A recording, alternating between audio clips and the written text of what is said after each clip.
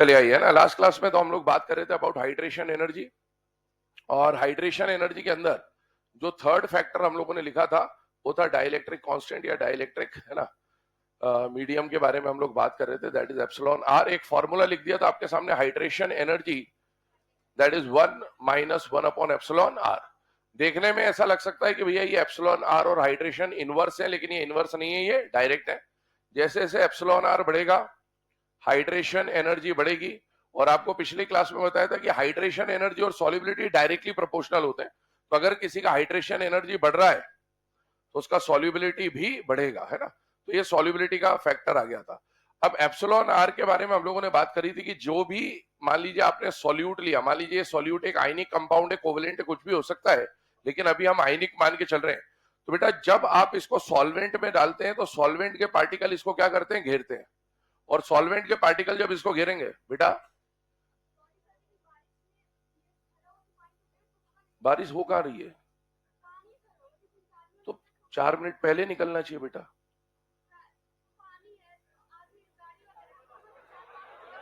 कैसे लेट होगा बेटा, थोड़ा जल्दी निकलिए।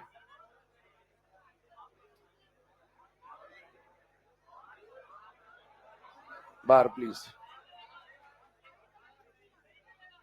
हेलो ओ मैडम प्लीज,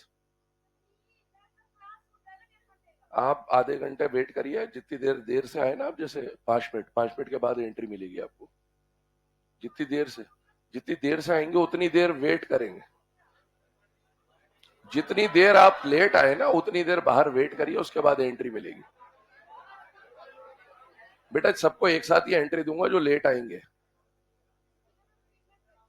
7 बजे एंट्री दूंगा मैं, सारे जो लेट है एक साथ एंट्री दूंगा 7 बजे। 7 बजे तक जो आ जाएगा एक साथ अंदर, उसके बाद सब बाहर, ठीक है। हाँ, ज्यादा देर हो रही हो तो घर भी जा सकते हो, ठीक है। हाँ, चले इधर ध्यान दीजिएगा ना। हम लोग बात कर रहे हैं यहाँ पर आयनिक कंपाउंड के बारे में। आयनिक कंपाउंड जो होता है ना, उसके ऊपर यहाँ पर पॉजिटिव और यहाँ पर नेगेटिव चार्ज है, ठीक है। अब ध्यान सुनिएगा, आयनिक कंपाउंड में जो इलेक्ट्रोस्टैटिक फोर्स ऑफ अट्रैक्शन होता है, इसको वीक करने का काम कौन करता है, सॉल्वेंट, है ना। जो सॉल्वेंट होता है वो सॉल्वेंट के पार्टिकल इसको क्या कर लेते हैं, सराउंड कर लेते हैं, ठीक है। और सॉल्वेंट के पार्टिकल जब इसको सराउंड करते हैं तो इनके ऊपर मैंने बोला था पार्शियल पॉजिटिव या फिर पार्शियल नेगेटिव चार्ज होता है। तो ये कई सारे पार्शियल नेगेटिव चार्ज जो होते हैं ना, ये सब क्या करते हैं, इस पॉजिटिव चार्ज को न्यूट्रलाइज करने की कोशिश करते हैं। तो जब कई सारे नेगेटिव मिलके इस पॉजिटिव को न्यूट्रलाइज कर देंगे और कई सारे पॉजिटिव मिलके इस नेगेटिव को न्यूट्रलाइज कर देंगे, तो ये फोर्स ऑफ अट्रैक्शन कहीं ना कहीं क्या हो जाएगा, ब्रेक हो जाएगा। और जब ये फोर्स ऑफ अट्रैक्शन ब्रेक हो जाएगा, इसका मतलब है जो लैटिस है वो पानी में या सॉल्वेंट में जाके क्या हो जाता है, डिसॉल्व हो जाता है, और हम बोल देते हैं कि कंपाउंड क्या हो गया, सॉल्युबल हो गया। तो ध्यान सुनिएगा, एप्सिलॉन आर क्या बताता है, एप्सिलॉन आर किसी भी सॉल्वेंट का वो पावर बताता है जिससे वो केटायन और एनायन के इंटरेक्शन को क्या कर सकता है बेटा, वीक कर सकता है, ब्रेक कर सकता है, या फिर उसके ऊपर जो चार्जेस है उसको न्यूट्रलाइज कर सकता है। इसी को हम लोग क्या बोल देते हैं, डाइलेक्ट्रिक मीडियम, ठीक है।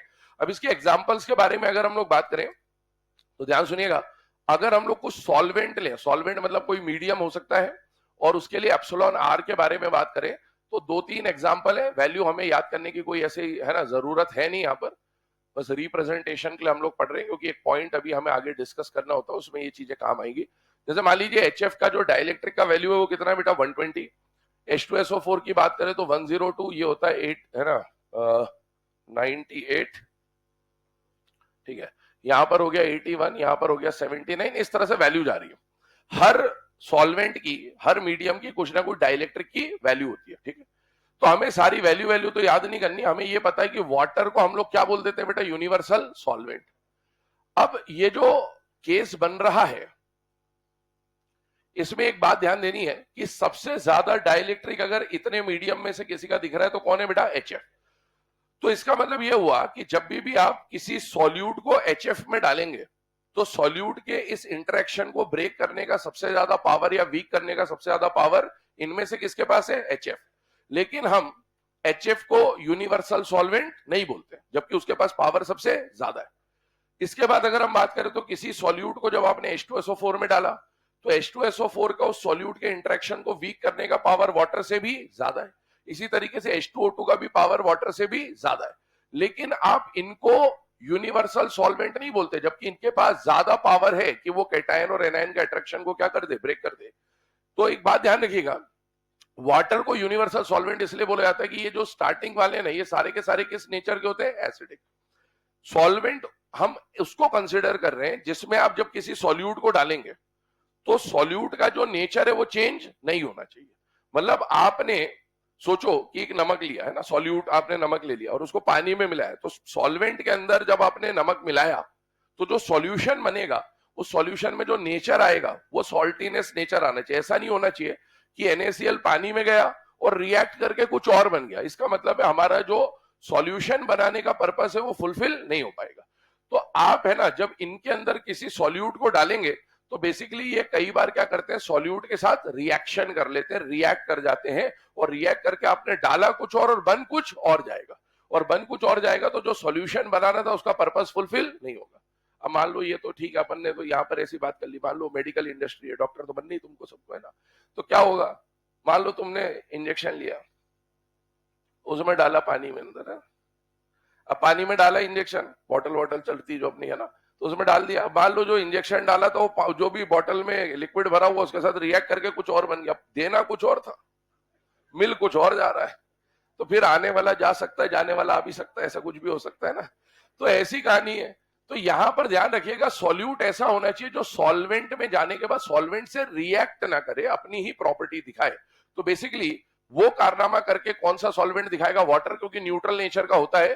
तो इसमें जब आप किसी सॉल्यूट को डालते हैं तो उसी सॉल्यूट के कैरेक्टरिस्टिक्स आते हैं, उससे रिएक्ट नहीं कर रहा होता। तो बेसिकली इसीलिए वाटर को क्या बोला जाता है, यूनिवर्सल सॉल्वेंट। तो पहले एक काम करें, जो वैल्यू लिखी हुई है ना इसको बस लिख ले, ताकि हमें पता रहे कि सॉल्वेंट के अलग अलग डाइलेक्ट्रिक की वैल्यूज होती है। और बाकी डेफिनेशन वगैरह तो हमने पिछली क्लास में देख ही लिया था कि भाई कोई भी सॉल्यूट को अगर अट्रैक्शन को वीक करने का जो पावर होता है सॉल्वेंट का, उसी को क्या कहा जाता है, dielectric.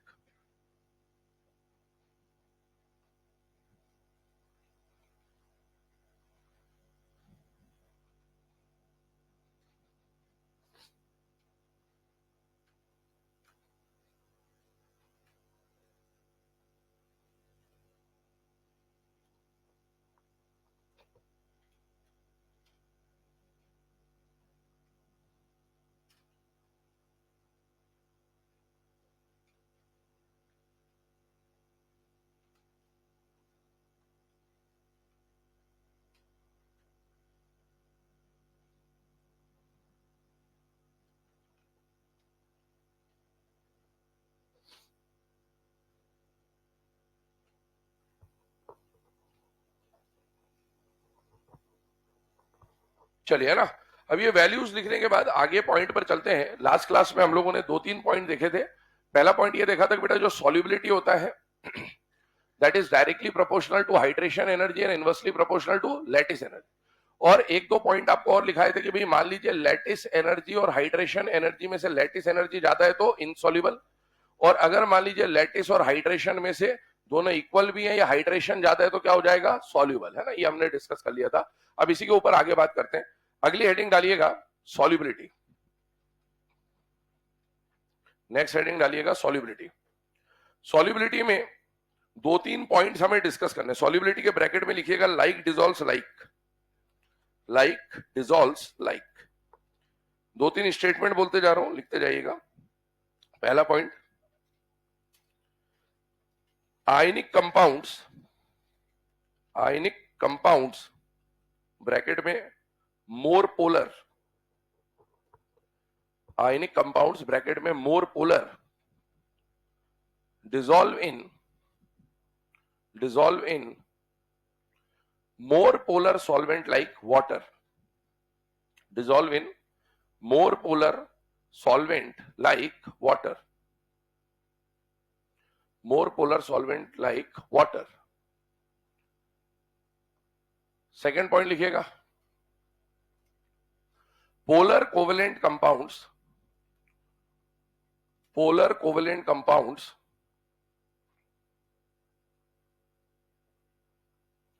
polar covalent compound get dissolved in less polar solvent get dissolved in less polar solvent like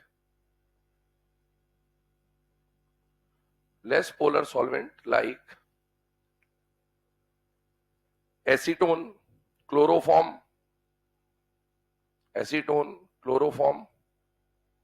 alcohol, etc. Acetone, chloroform, alcohol, etc. अगला लिखिए, तीसरा point, non polar covalent compound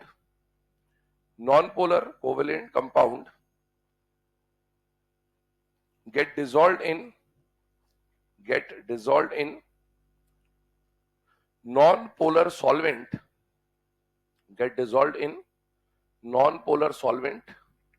like benzene, carbon tetrachloride CCl4, etc.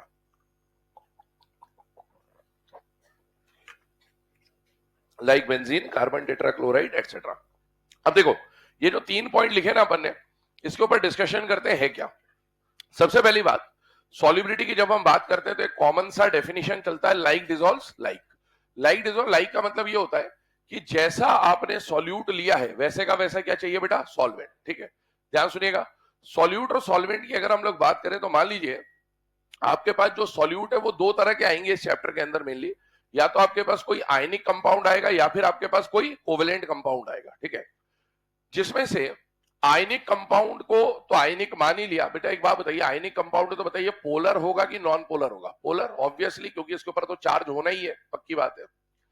Covalent compound जो होते हैं ना, इसको दो condition में या दो तरह से हम लोग डिवाइड करेंगे कि कोवेलेंट जो होते हैं वो पोलर भी हो सकते हैं और कोवेलेंट जो है वो नॉन पोलर भी हो सकते हैं।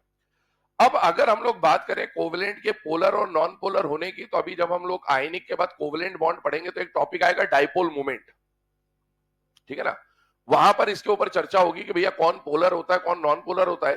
बट एक हिंट दे दे रहा हूं, जब आप किसी भी कंपाउंड का, कोवेलेंट कंपाउंड का डाइपोल मोमेंट निकालेंगे आगे जाके, तो डाइपोल मोमेंट की दो तरह की वैल्यू आ सकती है, या तो डाइपोल मोमेंट 0 आएगा या dipole moment not equal to 0 आएगा, दो पॉसिबिलिटी होती है। ठीक है, जिसका डाइपोल मोमेंट 0 आएगा उसे हम बोल देंगे कि वो क्या है, नॉन पोलर, और जिसका डाइपोल मोमेंट 0 आएगा उसे हम लोग क्या बोल देंगे, वो क्या है, पोलर।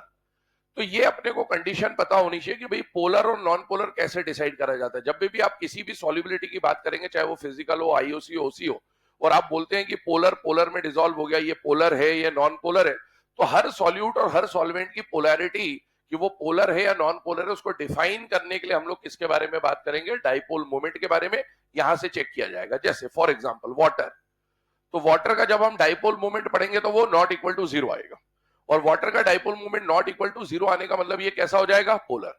अगर हम कार्बन टेट्राक्लोराइड की बात करेंगे तो उसका डाइपोल मोमेंट कैसा आ जाएगा, 0, तो उसको हम लोग क्या मान लेंगे, नॉन पोलर। बेंजीन की जब बात करेंगे तो यहां पर देखा जाएगा, अमोनिया की बात करेंगे या अल्कोहल की बात करेंगे तो उसको यहां देखा जाएगा। तो जब भी आप किसी सॉल्यूट या सॉल्वेंट को पोलर या नॉन पोलर बोलते हैं, तो उस पोलर या नॉन पोलर को पहचानने के पीछे आपको उसका क्या चेक करना होता है, डाइपोल मोमेंट। अगर डाइपोल मोमेंट 0 है तो वो अगर सॉल्यूट है तो नॉन पोलर सॉल्यूट कहला जाएगा, अगर वो सॉल्वेंट है तो नॉन पोलर सॉल्वेंट कहलाएगा। अगर मान लीजिए dipole moment not equal to 0 है और आप सॉल्यूट के बारे में बात कर रहे हैं तो वो पोलर सॉल्यूट कहलाएगा, और अगर मान लीजिए dipole moment not equal to 0 और आप सॉल्वेंट की बात कर रहे हो तो वो पोलर सॉल्वेंट कहलाएगा। तो जब भी हम यहाँ पर पोलर या नॉन पोलर लिखेंगे, इसको चेक कहां से किया जाएगा, तो इसको चेक किया जाएगा कहां से, डाइपोल मोमेंट से। ठीक है, फिलहाल के लिए मान के चलें कि भाई जिसको पोलर बोला जा रहा है, नॉन पोलर बोला जा रहा है, वो ऐसा होता है, वो डाइपोल मोमेंट में आ जाएगी चीज। खैर, आयनिक कंपाउंड क्या इसके ऊपर चार्ज है या नहीं है, तो ये कैसा हो गया, पोलर। ध्यान सुनिएगा, कोवेलेंट कंपाउंड को दो कैटेगरी में डिवाइड किया जाएगा, जिनका डाइपोल मोमेंट 0 है और जिनका dipole moment not equal to 0 है। तो जिनका dipole moment not equal to 0 है, ऐसे कोवेलेंट कंपाउंड क्या कहलाएंगे, पोलर कोवेलेंट कंपाउंड या सॉल्यूट, और ऐसे नॉन पोलर वाले जो कंपाउंड होंगे उनको हम लोग बोल देंगे नॉन पोलर कोवेलेंट कंपाउंड या फिर सॉल्यूट। अब अगला पॉइंट क्या बोला, लाइक डिसॉल्व्स लाइक, मतलब जैसा आपने सॉल्यूट लिया है वैसा ही आपको क्या लेना पड़ेगा, सॉल्वेंट, है ना। तो जब सॉल्यूट आपने पोलर लिया तो सॉल्वेंट भी कैसा होना चाहिए, पोलर। ध्यान से देखिएगा, यहां पर पोलर है तो यहां भी पोलर होना चाहिए, पहली बात। ये पोलर है या नॉन पोलर है? पोलर। तो यहां पर भी सॉल्वेंट कैसा होना चाहिए? पोलर। और ये कैसा है बेटा? Non polar. तो सॉल्वेंट भी कैसा होना चाहिए? Non polar. ये मतलब होता है लाइक डिजॉल्व लाइक का, कि जैसा सॉल्यूट वैसा ही सॉल्वेंट। लेकिन नॉन पोलर तो एक ही बार आ रहा है, लेकिन पोलर दो जगह देखने को मिल रहा है आपको। अब इन पोलर में भी हम लोग थोड़ा सा आगे डिफाइन करते हैं कि कौन ज्यादा पोलर है और कौन कम पोलर है। मुझे बताइए, क्या आयनिक कंपाउंड में जो चार्ज आता है वो कंप्लीट आता है या पार्शियल आता है? कंप्लीट। जबकि कोवेलेंट कंपाउंड जैसे HCl, तो इसके ऊपर पार्शियल चार्ज आएगा बेटा। तो पोलर ये भी है, पोलर ये भी है, लेकिन इसकी पोलैरिटी ज्यादा है या कम है? कम है। और इसकी पोलैरिटी ज्यादा। तो हम इसको क्या बोलेंगे कि ये मोर पोलर है और ये लेस पोलर है ना? है तो पोलर ये भी, लेकिन आपस में कंपैरेटिवली ये मोर पोलर है और ये लेस पोलर है। तो जैसा सॉल्यूट वैसा ही सॉल्वेंट। तो मोर पोलर सॉल्यूट के लिए जो सॉल्वेंट चाहिए, क्या वो भी मोर पोलर चाहिए होगा? तो यस। और अगर लेस पोलर सॉल्यूट है तो उसके लिए सॉल्वेंट भी कैसा चाहिए होगा बेटा? Less polar.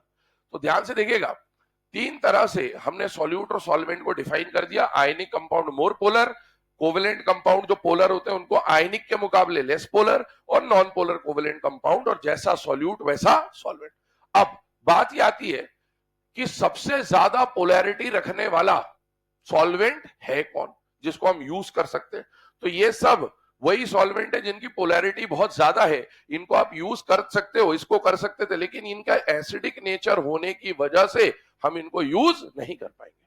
तो सबसे ज्यादा पोलैरिटी वाला जो सॉल्वेंट हम यूज कर पाते हैं वो कौन होता है बेटा? वाटर। और इसीलिए आयनिक कंपाउंड को डिसॉल्व करने के लिए जो बेस्ट सुटेबल सॉल्वेंट होगा वो कौन हो जाएगा? वाटर। तो जब भी हमको कोई आयनिक कंपाउंड दिया जाएगा तो हम बोलेंगे कि आयनिक कंपाउंड बेहतरीन तरीके से डिसॉल्व हो जाएंगे किसके अंदर? वाटर के अंदर, because more polar gets dissolved in more polar.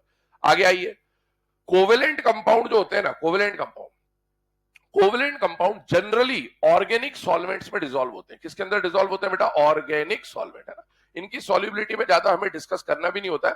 Organic chemistry जब आप पढ़ते हैं तो वहां प्रोटिक, ए प्रोटिक, पोलर प्रोटिक, वो सब चीजें आती है, तो उसमें ये बात चलती है। पर खैर, जो कोवेलेंट कंपाउंड होते हैं उनकी ज्यादा सॉल्युबिलिटी किसके अंदर देखी जाती है? वाटर के अंदर या ऑर्गेनिक सॉल्वेंट के अंदर? ऑर्गेनिक सॉल्वेंट के अंदर।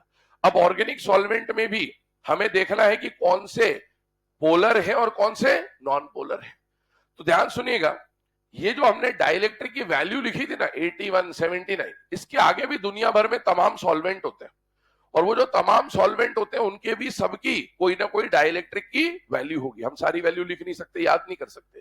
तो यहां पर बहुत सारी वैल्यू होंगी, और यहां पर आने वाले जो इसके बाद वाले सॉल्वेंट होंगे ना, वो जनरली ऑर्गेनिक सॉल्वेंट होते हैं, जैसे एसीटोन, क्लोरोफॉर्म, बेंजीन, वेंजीन, ये सब आते हैं।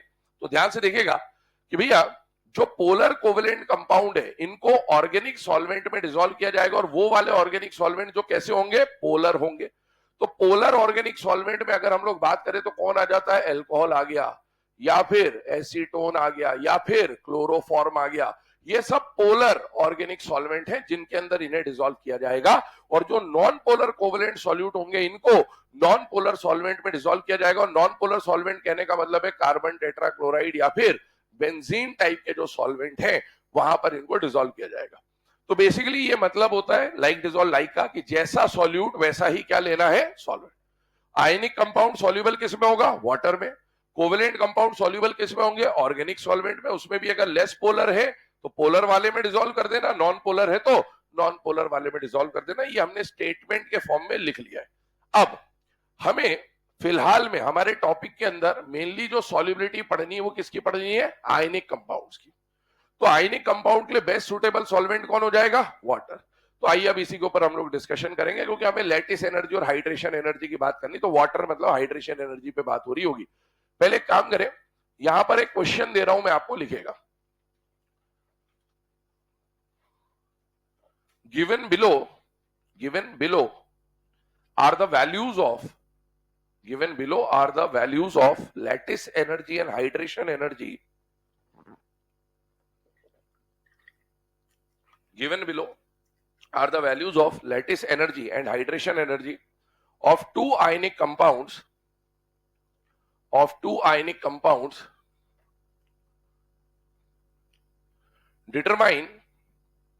determine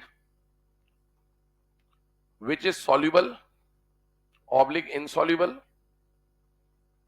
determine which is soluble oblique insoluble.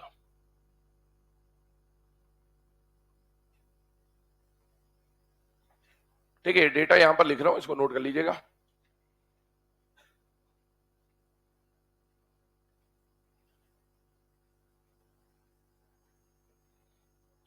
चलिए ना, तो यहां पर डिस्कशन करें, आपके पास दो कंपाउंड आ गए। पहला कंपाउंड कौन सा आ गया बेटा, ए बी, और दूसरा कंपाउंड कौन सा आ गया, एक्स वाई। अब ध्यान सुनिएगा, ये जो दो कंपाउंड पे हम लोग डिस्कशन कर रहे हैं, पहला आयनिक कंपाउंड आपको दिया हुआ है ए बी, दूसरा आयनिक कंपाउंड क्या दिया हुआ है बेटा, एक्स वाई। अब आपको बोला गया, अरे ऐसे कब तक आते रहेंगे,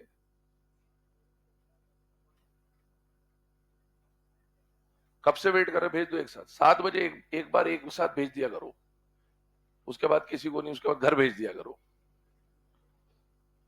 जल्दी आया करो बेटा थोड़ा सा।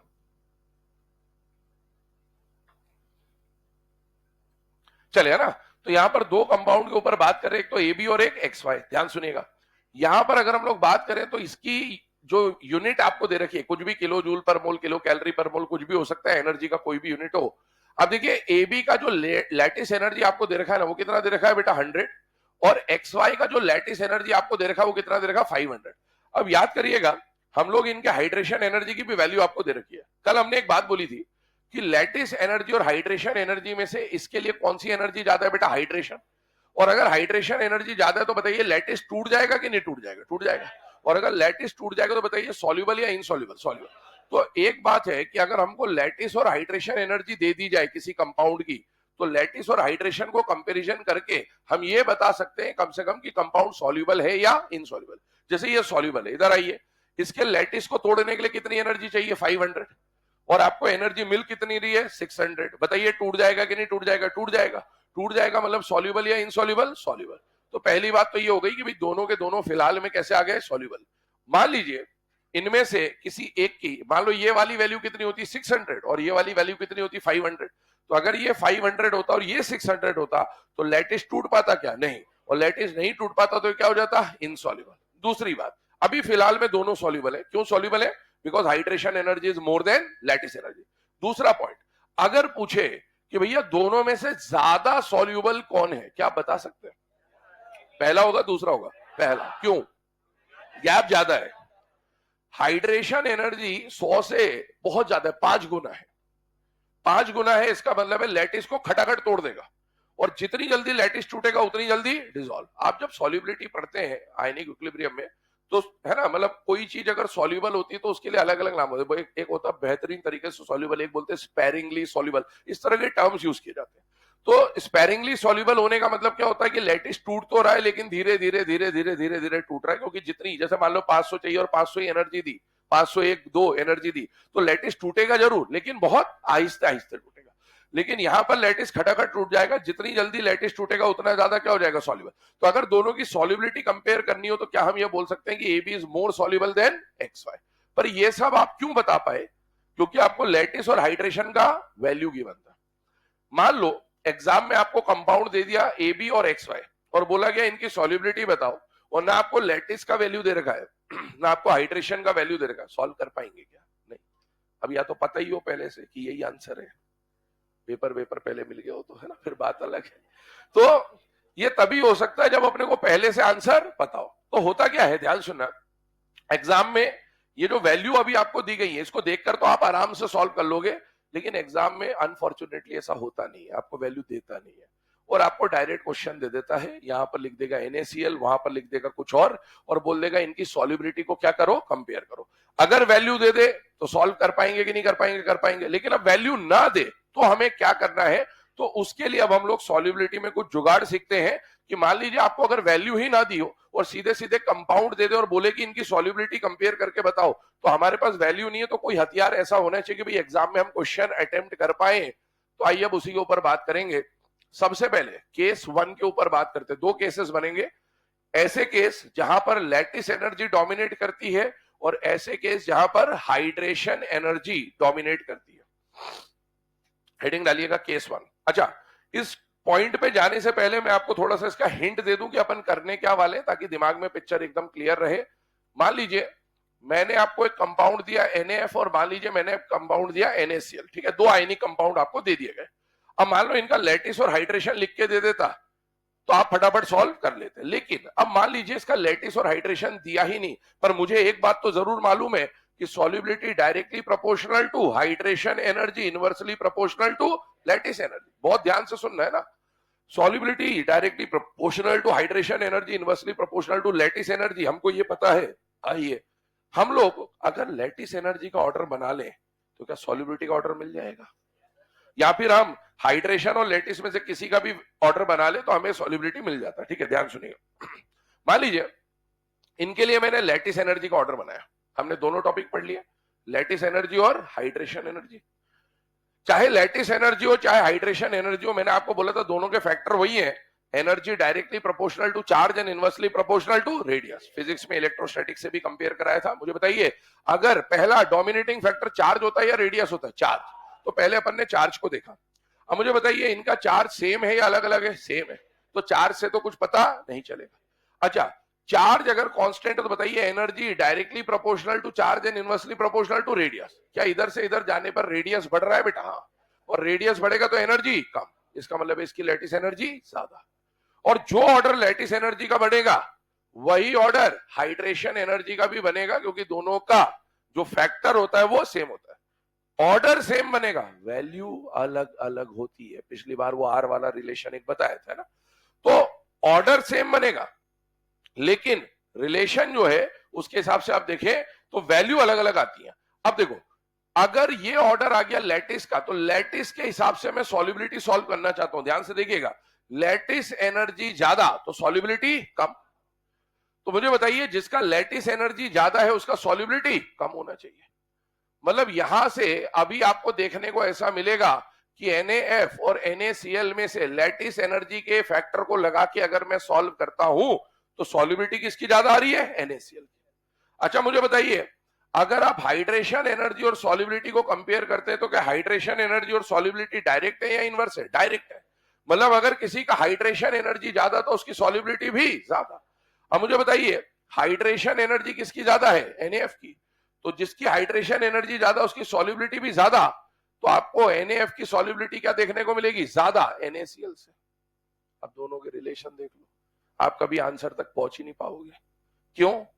क्योंकि आप लैटिस के हिसाब से इसको मोर सॉल्युबल मान लोगे और हाइड्रेशन के हिसाब से इसको मोर सॉल्युबल मान लोगे, और हमेशा यही होगा, हर क्वेश्चन में यही होगा।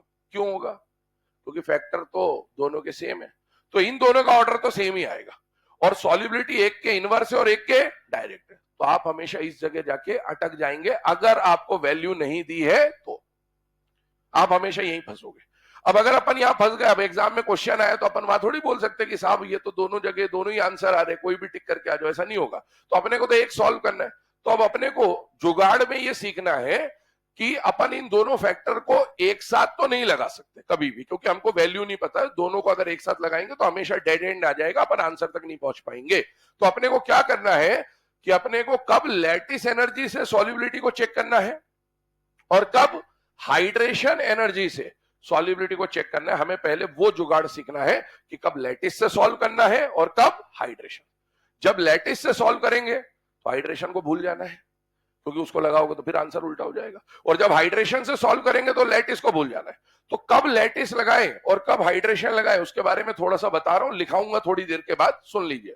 हमें कंपाउंड्स में क्या देखना होगा? Common ion. क्या देखना होगा? कॉमन। मैंने आपको बोला था कि आयनिक कंपाउंड का जब भी क्वेश्चन आता है ना कोई आयन जनरली आपको कॉमन दिया होता है, या तो कैटायन कॉमन होता है या फिर एनायन कॉमन होता है। जैसे इसमें देखिए कॉमन आयन कौन दिख रहा है बेटा? सोडियम। सुनते जाइएगा, सोडियम अगर कॉमन आयन है ना, तो सोडियम मत लिखना, सोडियम का आयन रिप्रेजेंट करना, क्योंकि इलेक्ट्रॉन गिनने हैं आपको। मुझे बताइए सोडियम आयन में कितने इलेक्ट्रॉन है? 10। ऐसा कोई भी आयन जिसके अंदर 1 से 10 इलेक्ट्रॉन हो, I am talking about common ion, है ना। जो आपको क्वेश्चन में कॉमन आयन दिया होगा उसको चेक कर लीजिए। अगर कॉमन आयन में 1 से लेकर 10 इलेक्ट्रॉन है, लिखाऊंगा अभी ये पॉइंट थोड़ी देर के बाद, है ना, सुन लीजिए बस। 1 से लेकर 10 इलेक्ट्रॉन है, तो ऐसे कॉमन आयन को हम लोग बोलेंगे स्मॉल। और अगर 10 से ज्यादा इलेक्ट्रॉन वाला कोई कॉमन आयन आता है तो उसको हम लोग क्या बोलेंगे? लार्ज। अब अगर कॉमन आयन छोटा है तो ऐसे केसेस में जब लैटिस और हाइड्रेशन के हिसाब से सॉल्युबिलिटी का ऑर्डर देखेगा ना प्रैक्टिकल वैल्यूज में, तो लैटिस एनर्जी वाला फैक्टर ज्यादा सही तरीके से काम करते हुए मिला। और जब कॉमन आयन लार्ज है तो लैटिस और हाइड्रेशन में से जब ऑर्डर चेक किए गए तो हाइड्रेशन बेहतरीन तरीके से काम करते हुए मिला।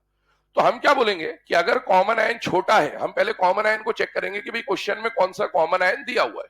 अगर कॉमन आयन छोटा है तो लैटिस से सॉल्व कर देंगे, और अगर कॉमन आयन बड़ा है तो हाइड्रेशन से सॉल्व कर देंगे। तो हमें लैटिस और हाइड्रेशन के ऑर्डर बनाने तो ऑलरेडी आते हैं चार्ज बाय साइज से, और उसका ऑर्डर बनते हैं। अगर मान लो लैटिस का ऑर्डर बना दिया तो लैटिस और सॉल्युबिलिटी कैसे होंगे बेटा, इनवर्स। और अगर हाइड्रेशन का ऑर्डर बन गया तो जो ऑर्डर हाइड्रेशन का बनेगा वही किसका बन जाएगा, सॉल्युबिलिटी का, क्योंकि ये दोनों क्या होते हैं, डायरेक्टली प्रोपोर्शनल। आइए अप्लाई करते हैं केस नंबर 1, लिखना स्टार्ट करें। If common ion is small, if common ion is small, then lattice energy dominates.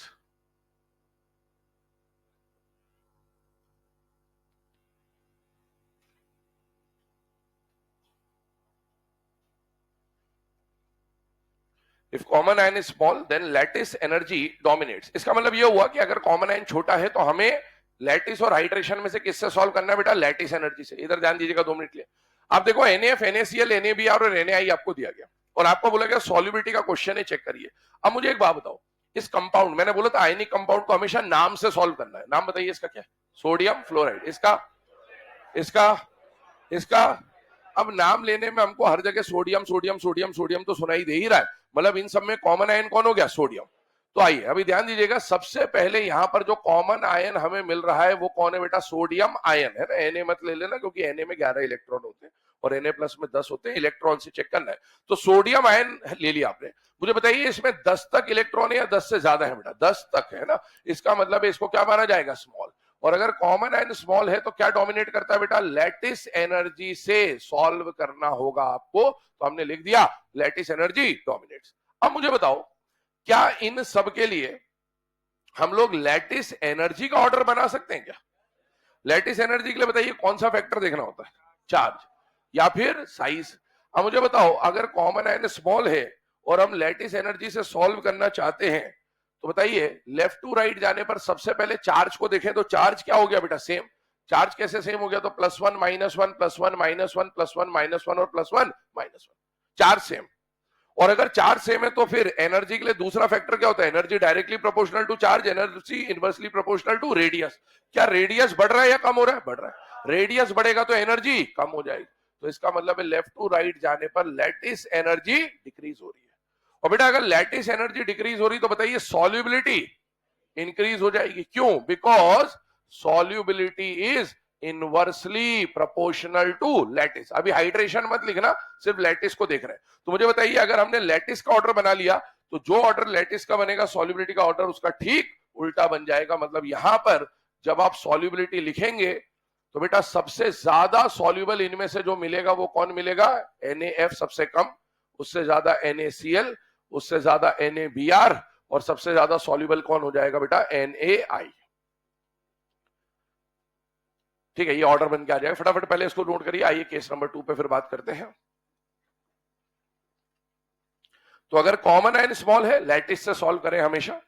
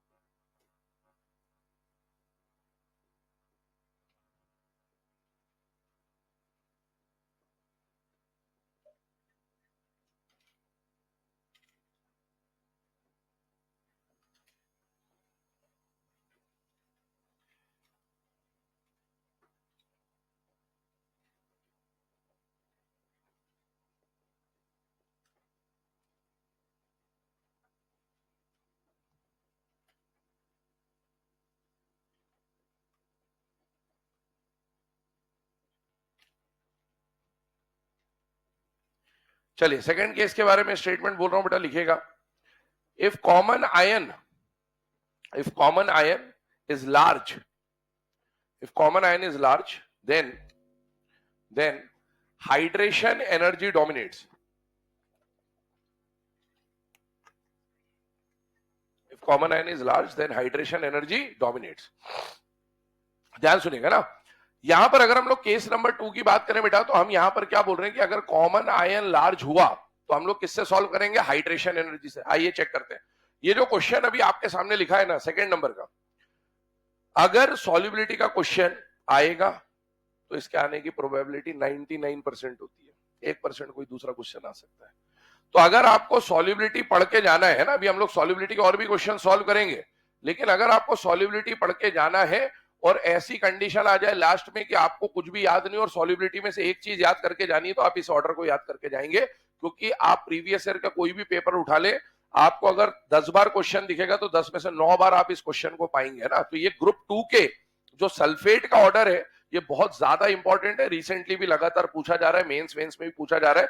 ध्यान रखिएगा, ग्रुप 2 के सल्फेट का order very important, star mark लगा लीजिएगा, ये ऑर्डर जरूर याद होना ही चाहिए आपको, है ना, सॉल्युबिलिटी के अंदर। आइए इस पर डिस्कशन करते हैं। आपको दिया गया मान लीजिए कंपाउंड है और बोला गया सॉल्युबिलिटी कंपेयर करिए। ध्यान से देखिएगा, कंपाउंड को नाम बताइए मुझे, इसका नाम क्या होगा? बेरिलियम सल्फेट, इसका मैग्नीशियम सल्फेट, कैल्शियम, स्ट्रोंशियम और बेरियम सल्फेट। कॉमन आयन नाम में क्या आ रहा है बेटा? सल्फेट। सल्फेट आयन का फॉर्मूला SO4 2- होता है। इसमें इलेक्ट्रॉन 10 है या 10 से ज्यादा है? 10 से ज्यादा। 10 से ज्यादा इलेक्ट्रॉन वाले को क्या मानेंगे? लार्ज। अगर कॉमन आयन लार्ज है तो लैटिस या हाइड्रेशन? हाइड्रेशन। तो जैसे ही कॉमन आयन बड़ा हो गया तो आपको हाइड्रेशन सोचना, लैटिस भूल जाइए। अब हाइड्रेशन याद करो, कोई भी एनर्जी हो, चाहे लैटिस हो चाहे हाइड्रेशन हो, क्या energy directly proportional to charge और energy inversely proportional to radius होता है कि नहीं होता? होता है। तो पहले तो अपन हाइड्रेशन का ऑर्डर बनाते हैं, बाकी भूल जाइए ना। अब मुझे बताइए, हाइड्रेशन एनर्जी का अगर मुझे ऑर्डर बनाना है तो पहले मुझे एनर्जी के लिए क्या देखना पड़ेगा? चार्ज और रेडियस। बेटा इनके चार्ज अगर मैं देखो तो +2 -2, यहां पर भी चार्ज आएगा +2 - 2। क्या सभी के चार्ज सेम है या अलग अलग है? बेटा सेम है। चार्ज अगर सेम हो गया तो सेकंड नंबर पे क्या देखना है? रेडियस। एनर्जी और रेडियस डायरेक्ट या इनवर्स? एनर्जी और रेडियस डायरेक्ट या इनवर्स? इनवर्स। मुझे बताइए, लेफ्ट टू राइट जाने पर beryllium, magnesium, calcium, strontium, barium, down the group जाने पर साइज बढ़ता है। तो यहाँ साइज बढ़ रहा है, साइज बढ़ेगा तो एनर्जी कम हो जाएगी।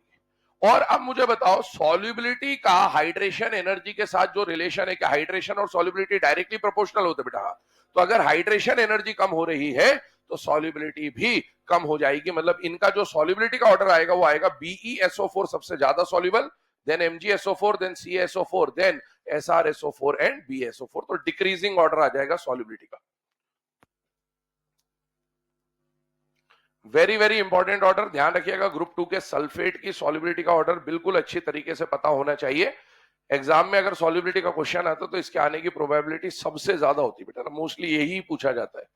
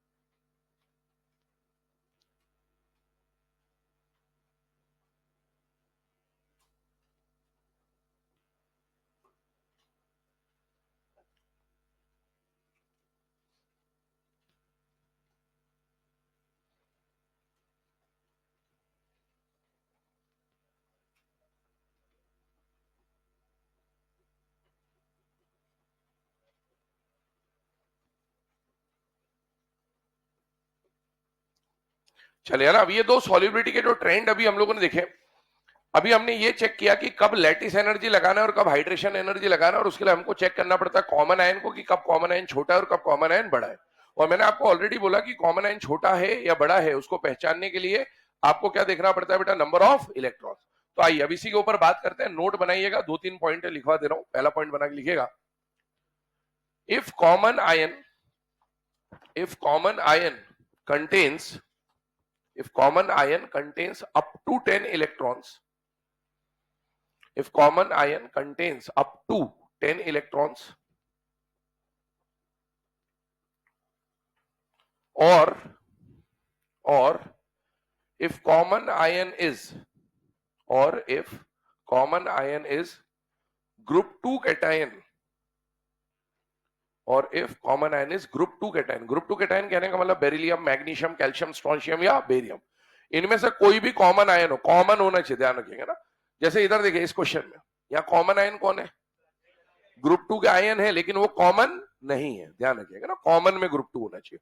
तो ध्यान सुनिए, अगर कॉमन आयन में 10 इलेक्ट्रॉन तक हो, ध्यान से देखिएगा, इधर इस बात के ऊपर डिस्कशन कर रहे हैं, अगर कॉमन आयन में 10 इलेक्ट्रॉन तक हो या फिर कॉमन आयन में आपको कौन दिख जाए बेटा, ग्रुप 2 के कैटायंस, कोई भी कैटायन हो, जैसे मान लीजिए मैंने मैग्नीशियम लिया, बेरिलियम लिया, इसमें तो 10 इलेक्ट्रॉन है ही है, लेकिन मान लो मैंने बेरियम ले लिया, तो बेरियम में कितने इलेक्ट्रॉन है, 10 है या 10 से ज्यादा है, 10 से ज्यादा, लेकिन फिर भी इसको क्या कंसीडर करते हैं बेटा, स्मॉल। क्यों? क्योंकि ग्रुप 2 का साइज बहुत छोटा होता है, जिगजैग उल्टा इन जब अपन लगाते थे तो उसके हिसाब से देखते हैं कि ग्रुप 2 का साइज छोटा होता है। जैसे याद करो Li प्लस और Mg2 प्लस में कौन बड़ा होता है, Li प्लस बड़ा, तो उन पे +2 आने की वजह से उनका साइज बहुत ज्यादा डिक्रीज होता है, तो इसीलिए उनको स्मॉल कंसिडर करते हैं। स्टेटमेंट बोल दो रहा हूं वापस से, point number 1, if common ion contains up to 10 electrons or if the common ion is group 2 cation, then they are considered to be small, हालांकि जो ग्रुप 2 वाली बात लिखाई गई है इसका कोई इस्तेमाल होता नहीं है ज्यादा, है ना, आपको मेनली वो 10 इलेक्ट्रॉन वाले क्वेश्चन आएंगे एग्जाम में, लेकिन फिर भी ये पॉइंट होता है तो पता होना चाहिए। सेकंड नंबर का पॉइंट लिखिएगा। अच्छा एक बात बताओ, अब सेकंड और थर्ड नंबर पे हम लोग क्या लिखने वाले, तो हम थोड़ा सा इस सॉल्युबिलिटी को सॉल्व करना तो हमने सीख लिया, पर इसको जनरलाइज करना चाहते हैं।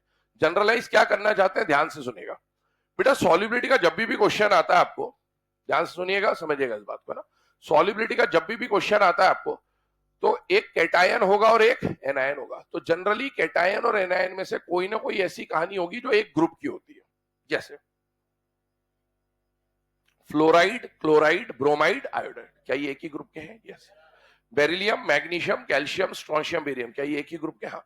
तो जनरली क्या होता है, सॉल्युबिलिटी में जो कॉमन आयन होगा, कॉमन आयन को तो भूल जाओ, कॉमन आयन के अलावा वाले जो आयन होंगे ना, वो जनरली एक ग्रुप के ही दिए जाते हैं आपको। कॉमन आयन को भूल जाइए, कॉमन आयन के अलावा वाले जो आयन होंगे वो एक ही ग्रुप के दिए जाएंगे आपको। तो अब हमको क्या करना है वो समझिए। अगर मान लीजिए आपको ये पता चल गया कि कॉमन आयन छोटा है या कॉमन आयन बड़ा है, ये तो हम इलेक्ट्रॉन देखकर पहचान जाएंगे, पर कॉमन आयन छोटा है तो लेटिस लगाएंगे, फिर सॉल्युबिलिटी चेक करेंगे, फिर डायरेक्ट इनवर्स, ये वो इधर उधर बहुत सारी चीजें करनी पड़ रही है। एग्जाम में थोड़ा सा टाइम बचाने के लिए हम लोग क्या कर सकते हैं, ध्यान से देखिएगा। If common ion is small, अब मुझे बताओ कॉमन आयन के अलावा वाले जो आयन है क्या वो सेम ग्रुप के हैं या नहीं है बेटा? है। तो अगर कॉमन आयन छोटा है तो डाउन द ग्रुप जाने पर बताइए सॉल्युबिलिटी का क्या हो रहा है, बढ़ रही है या कम हो रही है? बढ़ रही है। तो इसको हम एक जनरल ट्रेंड मान लेंगे कि अगर कॉमन आयन छोटा है और डाउन द ग्रुप के आयन्स दिए हुए, तो डाउन द ग्रुप जाने पर सॉल्युबिलिटी बढ़ेगी। यहां पर देखिए कॉमन आयन छोटा है या बड़ा है? बड़ा है। कॉमन आयन बड़ा है तो कॉमन आयन के अलावा जो ग्रुप वाले आयन है उसमें डाउन द ग्रुप जाने पर आप देखिए सॉल्युबिलिटी बढ़ रही है या कम हो रही है? कम हो रही है। तो इसको हम जनरलाइज करके लिखेंगे कि if common ion is small, on moving down the group solubility increases, if common ion is large, on moving down the group solubility decreases. ये दो बात से हम लोग आगे सॉल्व करेंगे क्वेश्चंस को। पॉइंट बोल रहा हूं, लिखिएगा। सेकंड नंबर पे point, if common ion is small, if common ion is small, then on moving down the group,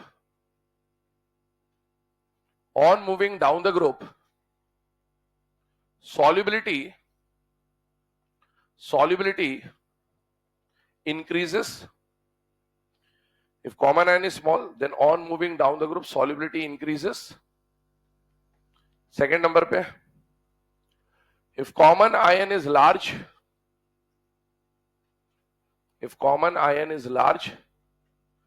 then on moving down the group solubility decreases.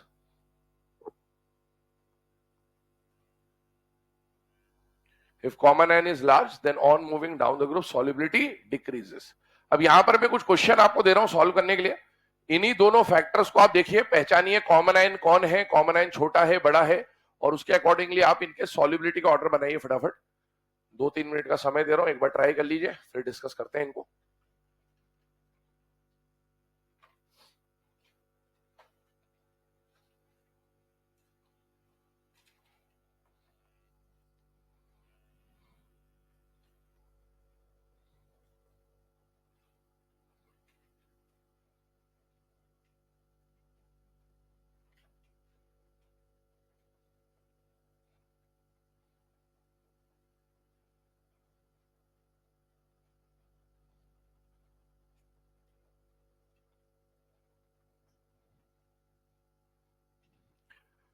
सबसे पहले वाले केस में कॉमन आयन कौन दिख रहा है बेटा?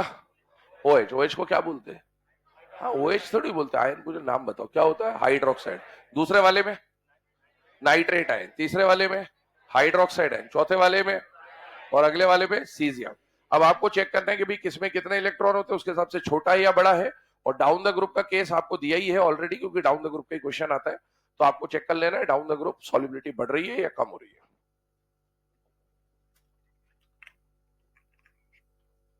सॉल्व करते करते पॉइंट को 2-3 बार माइंड में रिवाइज करते रहे कि if common ion is small, on moving down the group solubility increases, if common ion is large, on moving down the group solubility decreases.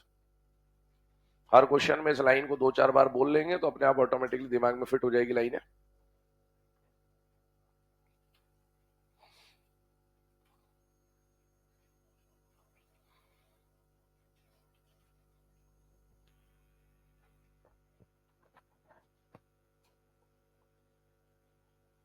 क्या हो गया भाई? कौन सा? उधर बोलो, उधर पे किसी गर्मी लगेगी, आपस में निपट लिया करो।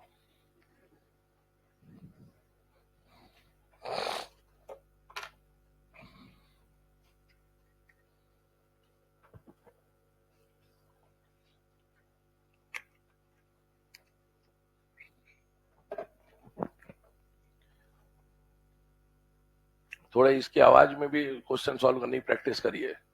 एग्जाम में पता चला जिस हॉल में बैठे हैं वहां पर भी पंखा आवाज कर रहा होगा तो क्या ही कर लेंगे फिर।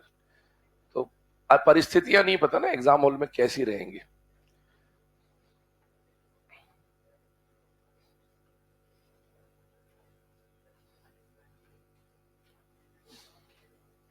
हो गया सॉल्व?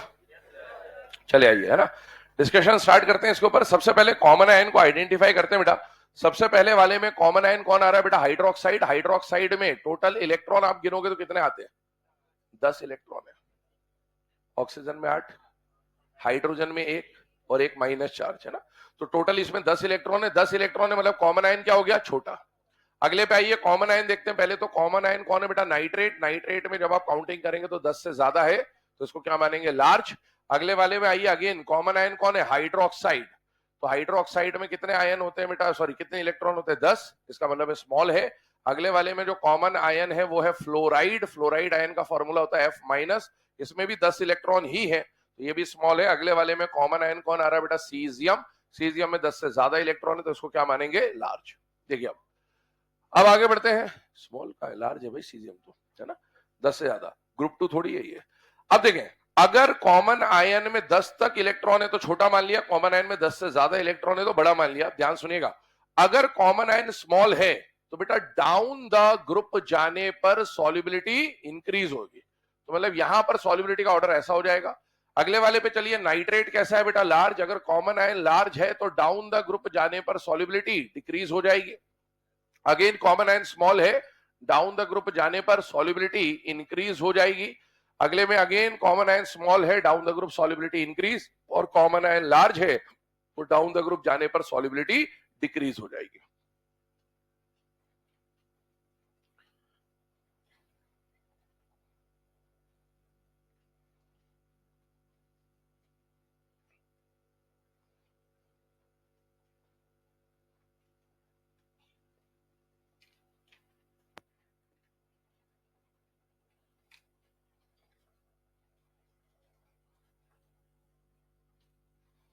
एक केस और लिखा हुआ आपके सामने, इसको भी ट्राई कर लीजिए। कॉमन आयन इसमें कौन दिख रहा है बेटा? ऑक्साइड।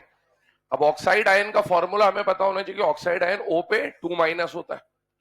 और O पे 2 माइनस का मतलब है स्मॉल, 10 इलेक्ट्रॉन है क्योंकि इसमें टोटल। और अगर कॉमन एंड स्मॉल है तो डाउन द ग्रुप जाने पर सॉल्युबिलिटी इंक्रीज हो जाएगी। तो आप देख सकते हैं lithium, sodium, potassium, rubidium, caesium, down the group solubility बढ़ रही है। एनसीईआरटी में एस ब्लॉक जब हम पढ़ेंगे आगे जाके, एस ब्लॉक मतलब आपके सिलेबस में नहीं पर कुछ बातें आपको बताई जाएगी। जैसे आपके सिलेबस में सेकंड पीरियड के जो एलिमेंट है उनके एनोमलस बिहेवियर के बारे में सिलेबस में मेंशन है, वो एस ब्लॉक हो, पी ब्लॉक हो, सबका वहां पर एक पॉइंट मिलेगा आपको, ध्यान से देखिएगा। एस ब्लॉक में लिथियम एनोमलस बिहेवियर दिखाता है। कौन एनोमलस बिहेवियर दिखाएगा? लिथियम। तो लिथियम के बारे में एक बात लिखी हुई है, वो क्या लिखी हुई है कि the fluoride and oxide of lithium are least soluble, या the solubility of fluoride and oxide of lithium is very low. क्यों है? आप देख सकते हैं डाउन द ग्रुप जाने पर फ्लोराइड्स में सॉल्युबिलिटी बढ़ रही है, डाउन द ग्रुप जाने पर ऑक्साइड्स में सॉल्युबिलिटी बढ़ रही है, लेकिन लिथियम का जो फ्लोराइड और ऑक्साइड उनकी सॉल्युबिलिटी आपको क्या देखने को मिल रही है? कम। ये बात एनसीईआरटी में इसके एनोमलस बिहेवियर के अंदर भी लिखी हुई है, तो जब वो पढ़ेंगे तब भी आ जाएंगे इस बात पे, लेकिन हाँ ये ऑलरेडी हमने ऑर्डर में डिस्कस कर लिया। चलिए अब आगे बढ़ते हैं। ये जितने भी केसेस अभी हम लोगों ने देखे, इसमें हमने या तो लैटिस को यूज करा या फिर हाइड्रेशन को यूज करा, क्योंकि हमारे पास लैटिस और हाइड्रेशन दोनों की वैल्यू नहीं थी, और हम दोनों को एक साथ अगर यूज करते तो फिर आंसर कभी निकल नहीं पाता, क्योंकि दोनों का रिलेशन इनवर्स निकल के आ रहा था। तो इसीलिए हमने ये जुगाड़ लगाए। लेकिन कुछ केस ऐसे भी मिले जहां पर जुगाड़ फेल हो जाता है ना, तो अब आइए उन केस के ऊपर बात करते हैं। हालांकि जुगाड़ फेल हो रहा है, कॉन्सेप्चुअली वो सही है, क्योंकि लैटिस और हाइड्रेशन का जो ऑर्डर है उसी के हिसाब से ये ऑर्डर सारे बन रहे हैं, लेकिन हमारे पास वैल्यू नहीं है, तो हमको जुगाड़ सीखना पड़ा कि एग्जाम में अगर क्वेश्चन आए तो कैसे सॉल्व करना है। बट जहां पर जुगाड़ नहीं लगता है, ऐसे कुछ एक्सेप्शंस हमें पढ़ने हैं, ठीक है ना। एक्सेप्शन नहीं लिखा हुआ है, एक्सेप्शंस लिखा हुआ है।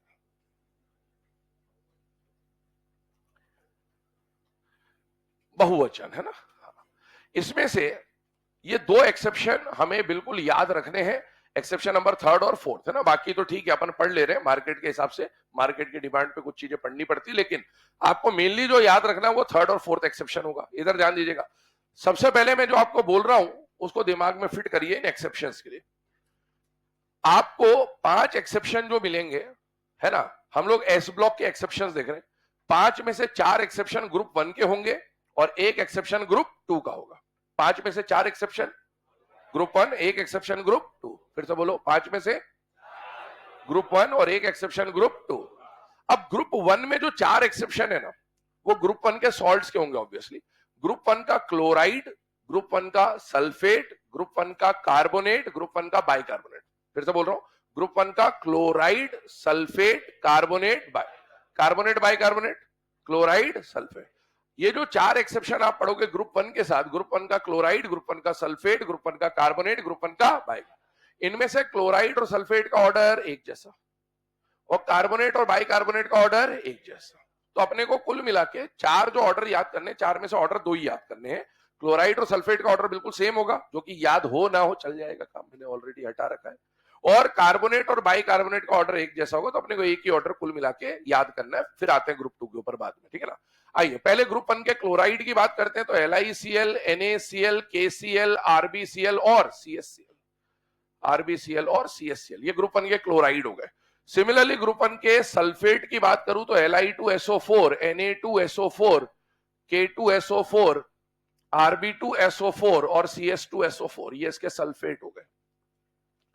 देन ग्रुप 1 के हमको क्या लेना है बेटा? कार्बोनेट। और ग्रुप 1 के क्या लेना है? बाइकार्बोनेट। तो कार्बोनेट अगर मैं लिख दूं ग्रुप 1 के लिए तो Li2CO3, Na2CO3, K2CO3, Rb2CO3 और CS2CO3, ये ग्रुप 1 के कार्बोनेट आ गए। और सिमिलरली ग्रुप 1 के बाइकार्बोनेट की जब हम बात करते हैं तो NaHCO3, KHCO3, RbHCO3 और CSHCO3। ध्यान से देखिएगा, ग्रुप 1 के बाइकार्बोनेट जब हमने लिखे, इधर देखिएगा 2 मिनट ना, ग्रुप 1 के बाइकार्बोनेट जब हमने लिखे तो वहां पर ये वाली जगह खाली छोड़ी हुई है। कौन सी वाली जगह खाली छोड़ी हुई है? Lithium bicarbonate. लिथियम बाइकार्बोनेट की जगह इसलिए खाली छोड़ी है क्योंकि सॉल्युबिलिटी, जब सॉल्यूशन चैप्टर आप पढ़ते हैं, सॉल्युबिलिटी का एक टेबल होता है, solid in liquid, gas in liquid, gas in gas, इस तरह की बातें आती है ना। तो उस टेबल में हम लोग जब भी सॉल्युबिलिटी डिफाइन करते हैं ना, तो सेम क्राइटेरिया पे बात होती है। मतलब यहां पर जितने भी केसेस हम पढ़ेंगे वो सॉलिड इन लिक्विड की सॉल्युबिलिटी पढ़ेंगे। सॉल्वेंट हमारा वाटर है और ये सब कंपाउंड क्या है, सॉलिड। तो ये सब हम लोग जो पढ़ेंगे वो सॉलिड इन लिक्विड का सॉल्युबिलिटी पढ़ रहे हैं। लिथियम बाइकार्बोनेट जो होता है ना, वो एक्चुअल में सॉलिड मिलता नहीं है, आगे पढ़ेंगे हम लोग, है ना, जब हीटिंग इफेक्ट वगैरह आएगा, कि लिथियम और ग्रुप 2 के जो बाइकार्बोनेट होते हैं ना, they do not exist in solid state, ऐसा एक पॉइंट आएगा। तो लिथियम सॉलिड में नहीं मिलता, लिथियम आपको लिक्विड में मिलेगा, और इसीलिए जब उसको पानी में डालोगे तो वो सॉलिड इन लिक्विड नहीं हो जाएगा, वो लिक्विड इन लिक्विड हो जाएगा, और इसीलिए उसको सॉलिड इन लिक्विड के साथ हम कंपेयर नहीं करना चाहते। ठीक। दूसरी बात, बाई चांस यहां LiSCO3 एग्जाम में दे दे तो फिर सीरीज सेम मानते हुए सॉल्व कर देंगे, कोई दिक्कत नहीं है, लेकिन वो जनरली लिखते नहीं। ठीक है। आइए अब हम लोग इनके बाद ग्रुप 2 में जब बात करेंगे तो बेटा ग्रुप 2 के फ्लोराइड पे बात होगी। BeF2, MgF2, CaF2, SrF2 और BaF2। तो ये पहली बात तो हमने 5 एक्सेप्शंस के बारे में बात करी कि कौन से 5 एक्सेप्शन है। ग्रुप 1 के 4, ग्रुप 2 का 1। ग्रुप 1 का क्लोराइड और सल्फेट का मैंने बोला था ऑर्डर सेम रहेगा, और कार्बोनेट और बाइकार्बोनेट का ऑर्डर सेम रहेगा, और अपने को इसी पे मेनली फोकस करना है। आइए इधर ध्यान दीजिएगा, ऑर्डर क्या है मुझे बताइए। Common ion, lattice energy, hydration energy, जो हमने अभी पढ़ा अभी तक, उसके ऊपर एक बार देख लेते हैं कि क्या बनता है। मुझे बताइए इसमें कॉमन आयन कौन है बेटा, क्लोराइड। क्लोराइड Cl माइनस होता है, Cl माइनस में 10 इलेक्ट्रॉन या 10 से ज्यादा, 10 से ज्यादा। यहां बताइए कॉमन आयन सल्फेट, स्मॉल या लार्ज, लार्ज।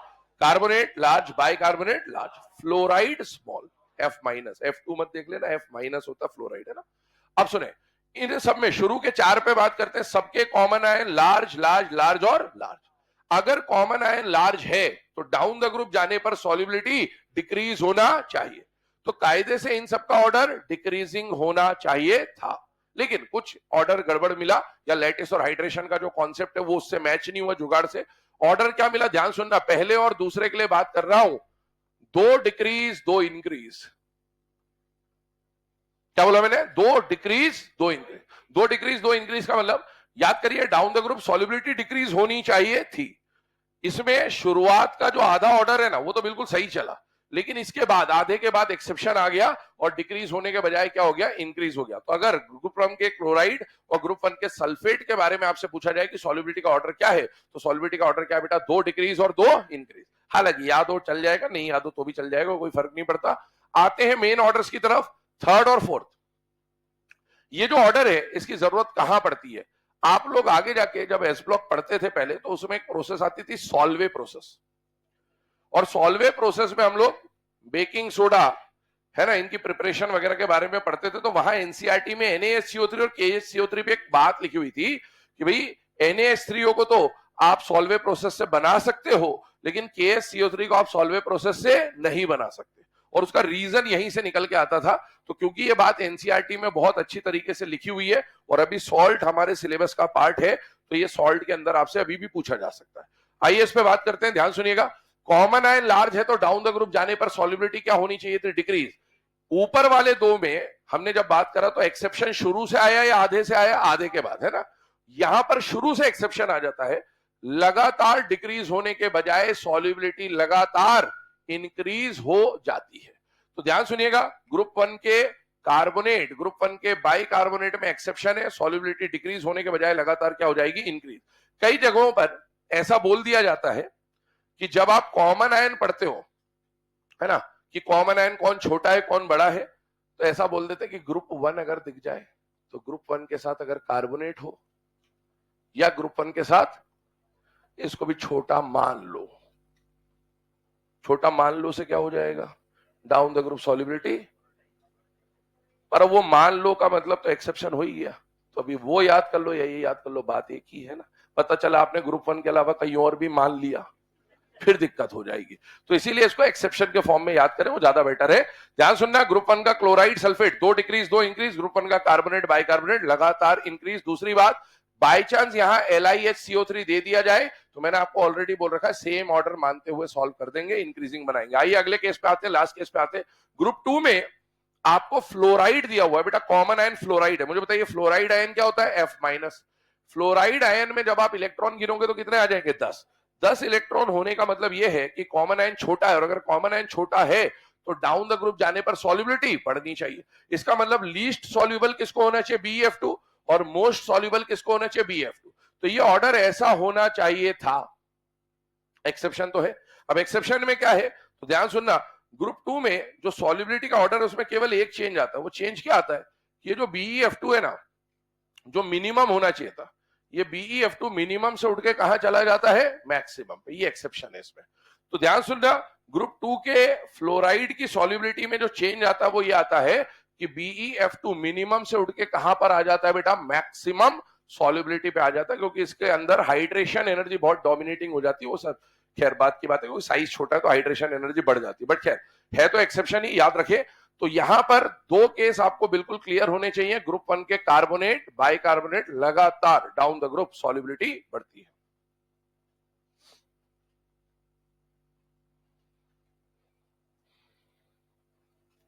चार एक्सेप्शन ग्रुप 1, दो एक्सेप्शन ग्रुप एक एक्सेप्शन ग्रुप 2 के साथ। ग्रुप 1 का chloride sulphate 2 decrease 2 increase, carbonate bicarbonate लगातार इंक्रीज। ग्रुप 2 के फ्लोराइड में जाएंगे तो ट्रेंड बिल्कुल नॉर्मल है, बस BeF2 मिनिमम से उठा के कहां रख देना है, मैक्सिमम पे।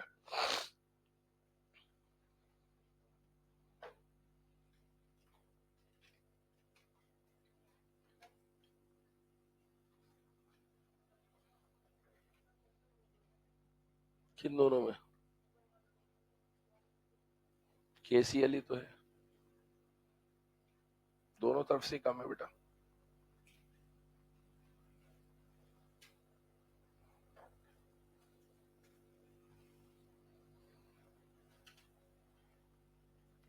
चलिए, है ना। अब आगे डिस्कशन करते हैं। इन सॉल्युबिलिटीज को देखने के बाद आपको बताया गया कि सॉल्युबिलिटी के क्या है ये सारे के सारे एक्सेप्शन। ग्रुप 1 का chloride sulphate 2 decrease 2 increase, carbonate bicarbonate लगातार इंक्रीज, BeF2 मिनिमम से उठ के आ गया मैक्सिमम पे।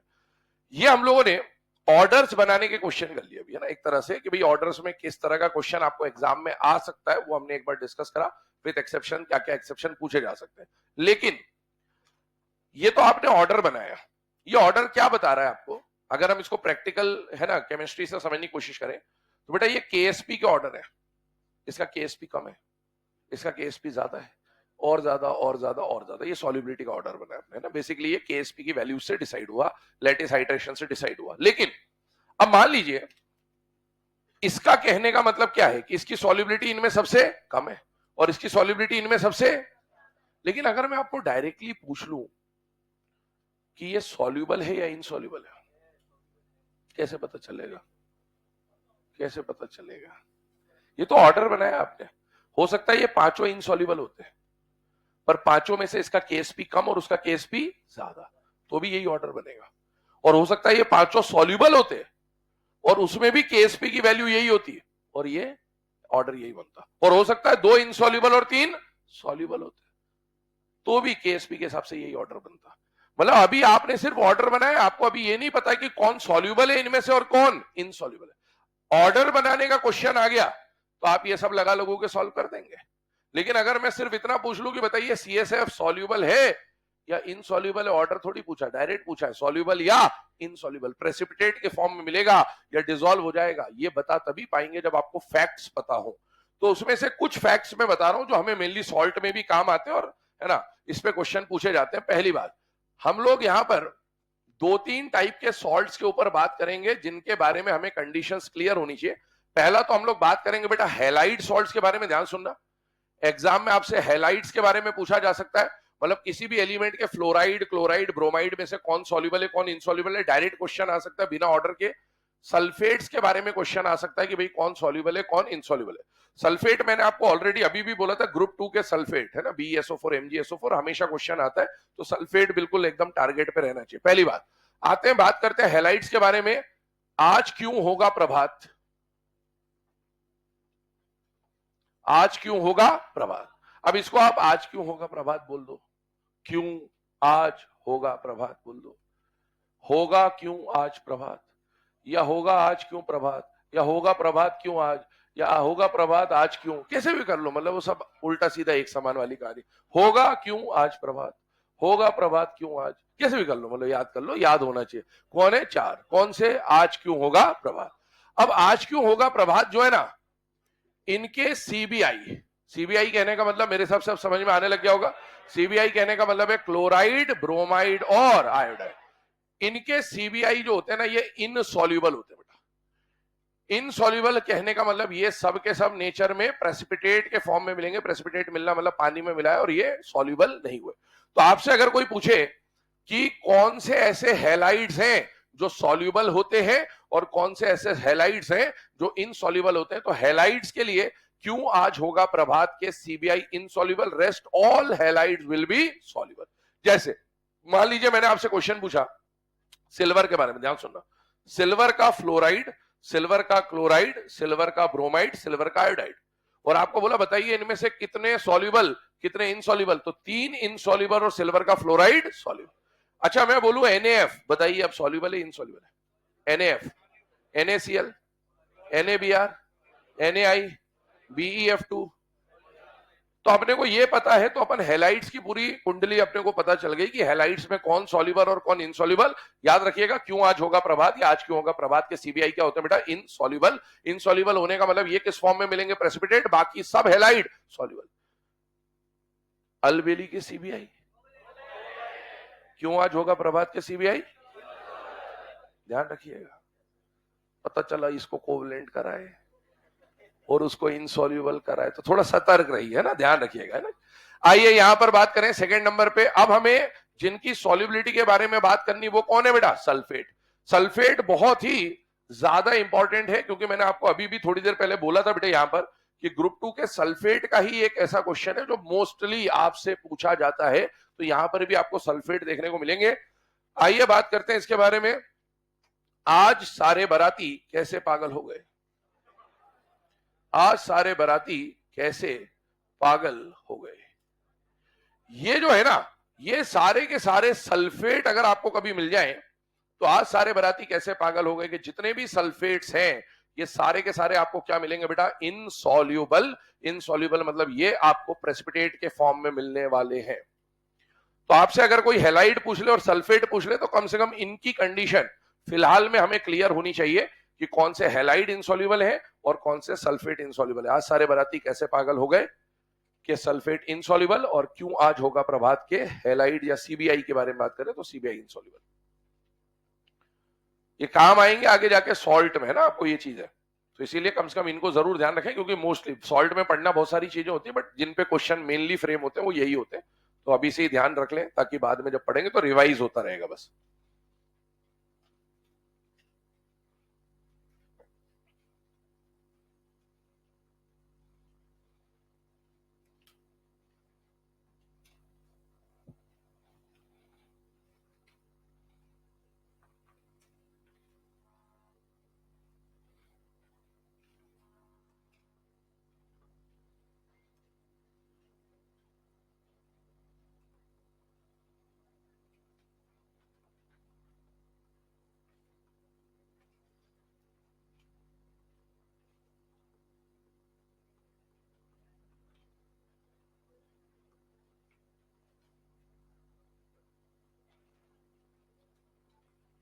चलिए ना, थर्ड नंबर पे एक पॉइंट आ रहा है आपके सामने, ध्यान से देखिएगा। सल्फाइड्स के ऊपर बात कर रहे हैं। सॉल्ट जब आप पढ़ोगे ना, तो सबसे ज्यादा सॉल्ट का जो डिमांडिंग टॉपिक होता है वो सल्फाइड की सॉल्युबिलिटी होता है। नेचर में, ध्यान से सुनना, मैक्सिमम सल्फाइड्स इनसॉल्युबल ही होते हैं। ध्यान सुन लो, क्या बोला मैंने? मैक्सिमम सल्फाइड्स इनसॉल्युबल ही होते हैं। ये मत सोचना कि सिर्फ ये इनसॉल्युबल है, लेकिन सल्फाइड मैक्सिमम इनसॉल्युबल होते हैं। ग्रुप 1 के जो सल्फाइड और अमोनियम सल्फाइड जो होता है, केवल वही, मतलब ये 4-5 चीज सॉल्युबल होते हैं, बाकी सब सल्फाइड इनसॉल्युबल होते हैं। लेकिन सॉल्ट में आगे जब हम पढ़ेंगे तो हमें ग्रुप 0, ग्रुप 1A, 2, 3, 4 ऐसे ग्रुप्स पढ़ने होते हैं। तो एक पर्टिकुलर ग्रुप के बारे में बात हो रही है, और इस ग्रुप के बारे में इसलिए बात कर रहे हैं कि आपको सॉल्ट याद हो ना हो बाद में, आप इस सल्फाइड के बारे में बात करेंगे। तो सल्फाइड में मेनली जब एम्स हुआ करता था, तो एम्स में क्वेश्चन यहीं से आता था। तो सल्फाइड का क्वेश्चन इसी के ऊपर आने की पॉसिबिलिटी सबसे ज्यादा होती है, तो हम उसको भी एक तरह से पहले से याद करके चल रहे हैं। ध्यान सुनिएगा, सल्फाइड्स की बात करें तो सल्फाइड्स में 4 सल्फाइड पे बात हो रहा है। एक तो जिंक सल्फाइड, मैंगनीज सल्फाइड, निकल सल्फाइड और कोबाल्ट सल्फाइड। इनके बारे में, ये सब इनसॉल्युबल तो है, लेकिन सल्फाइड के कलर्स के बारे में पूछा जाता है। क्या पूछा जाता है? कलर। सल्फेट की जब बात करते हैं ना, सल्फेट का जब प्रेसिपिटेट बनता है तो जनरली व्हाइट या हल्का फुल्का येलोइश सल्फेट बनेगा, लेकिन हेलाइड भी बनेगा तो जनरली, जैसे अगर हम लोग बात करें तो या तो व्हाइट कलर होगा या फिर येलोइश कलर होगा, लेकिन सल्फाइड रंग बिरंगे मिलते हैं। तो इनके कलर्स के ऊपर क्वेश्चन आता था कि भाई सल्फाइड जनरली तो इनसॉल्युबल, लेकिन किस सल्फाइड का क्या कलर? ध्यान सुनना, इंसान जन्म से सफेद, इंसान जन्म से सफेद, मन से गुलाबी, मन से गुलाबी, नियत से काला, और कौवे जैसा काला, है ना, कौवा या कोयला जैसा भी मानना हो। तो चार तरह से इसको याद कर लेंगे। ध्यान सुनना, क्या बोला मैंने? इंसान जन्म से सफेद, है ना, जब अपन इस धरती पर अवतार लेते हैं नन्हे मुन्ने से बच्चों के रूप में, तो मन बिल्कुल शुद्ध स्वच्छ एकदम, है ना। फिर धीरे धीरे बड़े होते हैं तो मन गुलाबी गुलाबी होने लगता है ना, दिल गार्डन गार्डन होने लगता है। फिर धीरे धीरे नियत काली होने लग जाती है, और फिर लास्ट में जाते जाते बुढ़ापे तक कौवे जैसे काले, बिल्कुल काले हो गए ना। वैसे बोलते हैं ना, दाल काली है तो ये तो पूरी दाल ही काली हो जाती है वैसे। तो ये याद रखें इसको ना, इंसान जन्म से सफेद, नियत से, सॉरी, मन से गुलाबी, नियत से काला, कौवे जैसा काला। कौवा रख ले, कोयला रख ले, और कुछ रखना हो रख ले, अपने हिसाब से सोच लीजिएगा, पर ये इस तरह से याद कर लेना चारों चीजें।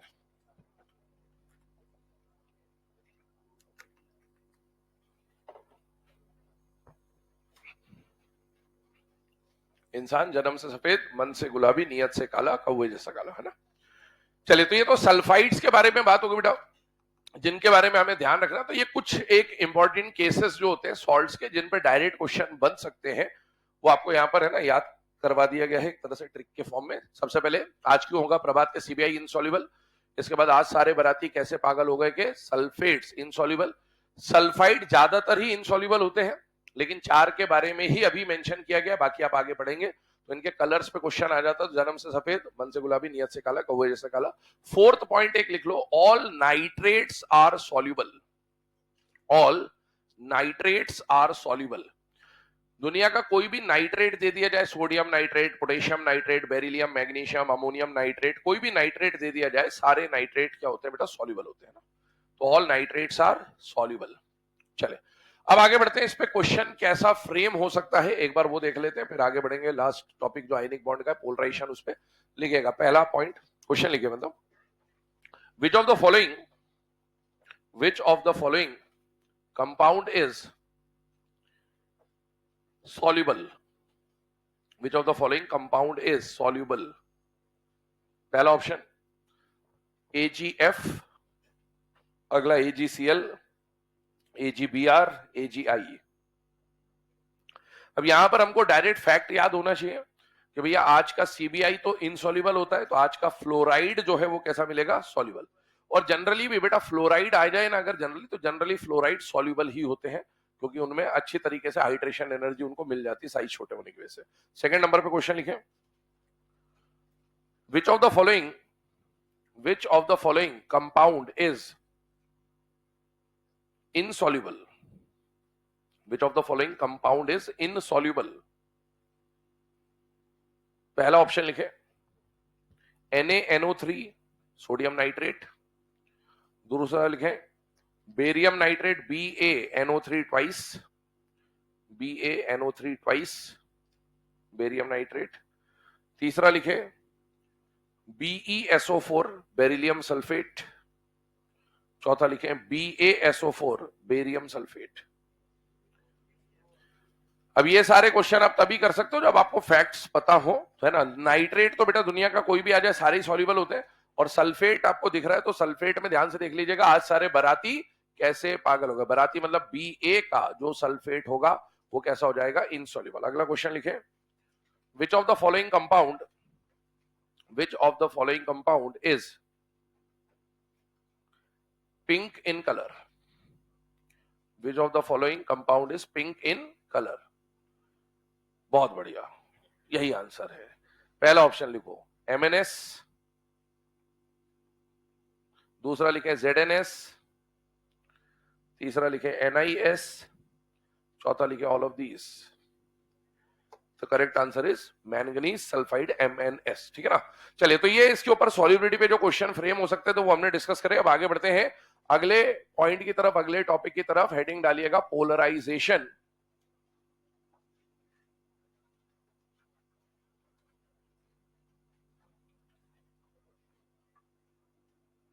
चलिए, पोलराइजेशन के बाद हम लोग यहां पर डिस्कशन करें तो पोलराइजेशन का ही एक और नाम है, उसको क्या बोलते हैं बेटा? फहान्स रूल है ना। ये फजांस नहीं होता, फहान्स रूल होता है, बट ठीक है, स्पेलिंग के हिसाब से फजांस रूल बोल देते हैं, ठीक है। तो ध्यान रखिएगा, पोलराइजेशन या फजांस रूल के ऊपर अगर हम लोग बात करें तो क्या कंडीशन है वो समझने की कोशिश करते हैं। बेसिकली ध्यान से सुनना, दो तरह के, हमने एक बात करी थी जब हमने ईएन का एप्लीकेशन पढ़ा था, तो एक हैनी स्मिथ इक्वेशन पढ़ी थी, और हैनी स्मिथ इक्वेशन में हम लोगों ने परसेंटेज आयनिक कैरेक्टर का डेल्टा ईएन का फॉर्मूला देखा था, 16 डेल्टा ईएन 3.5 डेल्टा ईएन का स्क्वायर, है ना। खैर, वहां पर मैंने एक स्टेटमेंट आपको बोला था कि दुनिया का कोई भी कंपाउंड ना तो 100% आयनिक हो सकता है, ना ही 100% कोवेलेंट हो। हम उसी की तरफ एक बार मूव कर रहे हैं। अभी हम लोग शुरू से जो पढ़ रहे हैं वो आयनिक कंपाउंड्स पढ़ रहे हैं, लेकिन अब जब आयनिक कंपाउंड की बात कर रहे हैं तो आयनिक कंपाउंड प्योरली आयनिक कभी भी नहीं होता, उसमें हल्का फुल्का कोवेलेंट कैरेक्टर होता ही है। और या कोई कोवेलेंट कंपाउंड होगा तो वो प्योरली कोवेलेंट नहीं होगा, उसमें थोड़ा बहुत आयनिक कैरेक्टर भी होगा। तो हम लोग यहां पर ये बात कर रहे हैं कि भाई जो आयनिक कंपाउंड आपने पढ़े ना, उसके अंदर भी थोड़ा बहुत कौन सा कैरेक्टर आता है? कोवेलेंट। और याद करिए, अलबेली के सीबीआई होने आयनिक चाहिए थे, होते क्या है? कोवेलेंट। तो अब ये भी तो आयनिक होने थे, बट ये तो हमने बोल दिया कि ये तो कोवेलेंट है। इनके अंदर आयनिक से ज्यादा डोमिनेटिंग नेचर कौन सा है? कोवेलेंट वाला। तो ऐसा क्या कारण था? मैंने आपको बोलता कि अभी हमको सिर्फ ये याद रखना है कि अलबेली के सीबीआई कोवेलेंट है, लेकिन इसका रीजन हम आगे पढ़ेंगे पोलराइजेशन में, तो हम उस तरफ जा रहे हैं। तो किसी भी आयनिक कंपाउंड में अगर कोवेलेंट कैरेक्टर आ रहा है, तो कोवेलेंट कैरेक्टर आने के पीछे का रीजन क्या है, कंडीशन क्या है, उसके ऊपर हम चर्चा करने वाले हैं किसके अंदर? पोलराइजेशन के अंदर। अब वो क्या कारण होता है, तो आइए उस पर डिस्कशन करते हैं। थोड़ा सा यहां पर पहले बेसिक बता रहा हूं, फिर उस पर चलते हैं हम लोग। ध्यान से देखिए बेटा, आयनिक कंपाउंड बनेगा तो उसमें कैटायन होगा और एनायन होगा। ये तो बात पक्की है कि आयनिक कंपाउंड तो कैटायन और एनायन होना है। अब कैटायन और एनायन के साइजेस पे फर्क पड़ता है। किस पे पड़ता है? साइजेस पे, ना। अगर हम बात करें तो दो तरह की पॉसिबिलिटी है, कैटायन और एनायन के साइज कंपेरेबल हो, पहली बात, और या फिर दोनों के साइजेस नॉन कंपेरेबल हो।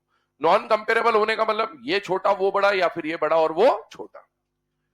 याद करिए, हमने एक टॉपिक पढ़ा था, favourable condition for ionic bond formation. मैंने fast formation of ionic bond के बारे में वहां पर चर्चा करी थी। याद करिए, अगर आपको याद आ रहा हो तो कैटायन जल्दी बनाने के लिए आईई कम और साइज ज्यादा, और एनायन जल्दी बनाने के लिए ईए ज्यादा और साइज कम। ये किसकी फेवरेबल कंडीशन थी? Ionic bond. अब आपको आयनिक के अंदर क्या लाना है? कोवेलेंट। तो कंडीशन इसके ठीक उल्टी। साइज पे ध्यान दीजिएगा, आई और ई से कोई मतलब नहीं है अपने को, साइज इसका उल्टा कर दे। मतलब अगर कैटायन बड़ा होगा तो इलेक्ट्रॉन जल्दी लूज करके कैटायन बना लेगा, लेकिन अगर कैटायन छोटा हुआ तो इलेक्ट्रॉन आसानी से लूज आयन में जल्दी कन्वर्ट नहीं हो, और आयन में कन्वर्ट नहीं हो रहा तो उसके अंदर थोड़ा बहुत कोवेलेंट कैरेक्टर लाने की टेंडेंसी बढ़ती जाती है।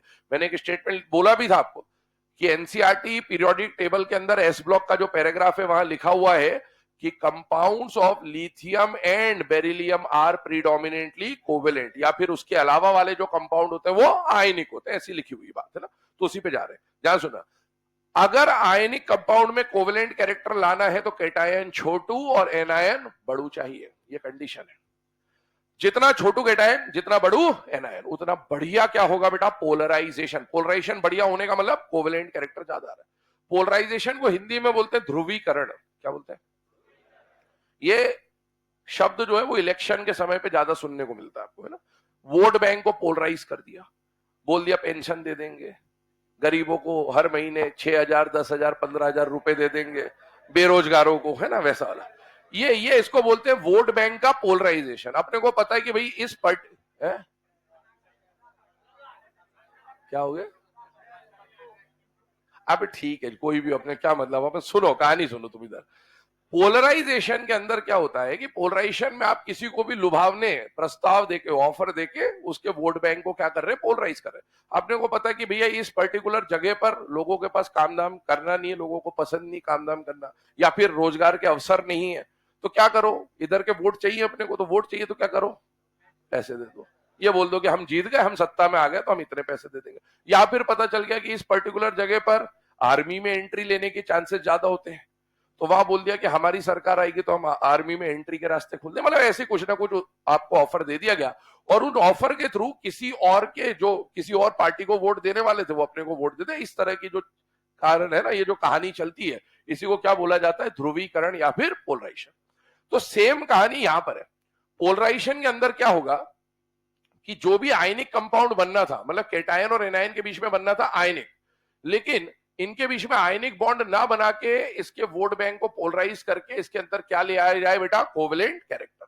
आइए इधर ध्यान से देखिएगा। केटायन होना चाहिए छोटू, एनायन होना चाहिए बड़ू। ये केटायन और वो एनायन। अभी किसी को वो केटायन दिख रहा हो तो फिर आंखें चेक कराएं अपने ना, वो न्यूक्लियस बनाया है कि बोले सर एनायन पे तो माइनस होता है, तो न्यूक्लियस बनाया ना, ध्यान रखिएगा।